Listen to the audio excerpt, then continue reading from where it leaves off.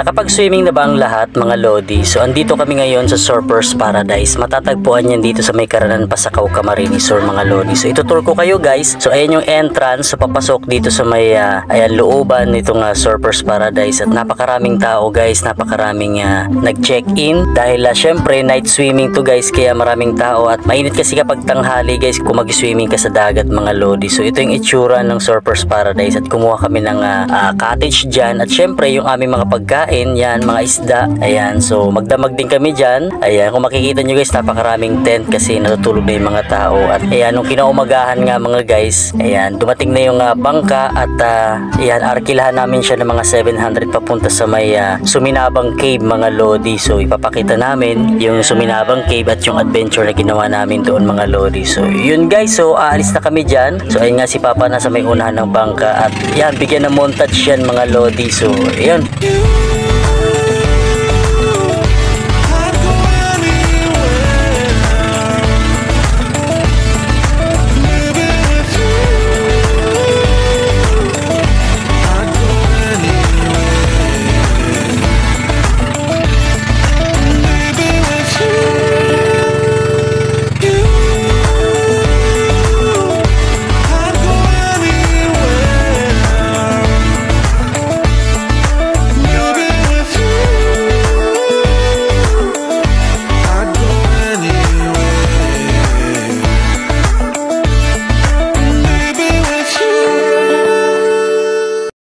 At ayan na nga, nakarating na nga kami dito sa may Suminabang guys. So ayun guys, sa mga gustong pumunta dito guys, so yan, alagaan nyo yung lugar, wag kayong pagtatapon ng basura guys. So ayan guys, yung mini cave. So kung gusto nyo maka-experience na makapasok sa isang kuweba mga guys, so tamang tama ito dahil umabot lang kami ng mga 15 minutes dyan sa loob mga Lodi. At na maliit lang din naman yan at meron din mga crystal mga Lodi sa loob. Isa rin tong experience mga Lodi para makapag-explore kayo sa isang mini cave. So matatagpo lang din yan dito sa may Karanan Pasakaw, Camarines Sur guys. So yun, marami namang bangka, maarkila papunta dyan mga Lodi at napakalinaw pa ng tubig dyan. Pwede kayo mag-swimming. Experience din yan ng mga bata at medyo takot din yung aking bunso sa pagpasok ng cave pero napilit ko siya na pumasok doon.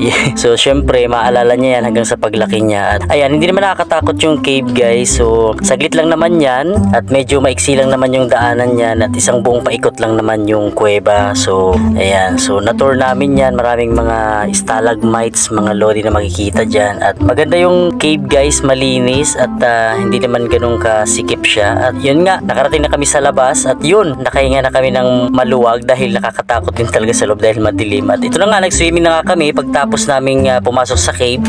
Ayan, talagang yan, swimming to the max. Ayan, at napakalinis ng lugar dyan. So mag-fishing kami dyan ni Kabady Ray TV sa susunod na mga fishing adventure namin at napakaganda ng spot. Ayan, lalo na dyan sa may batuhan guys, napakalalim at piling namin maraming isda dyan. At ito na nga guys, yan, sumakay na kami ng bangka at ayan, pauwi na kami guys. So maraming salamat sa panonood ng aking vlog.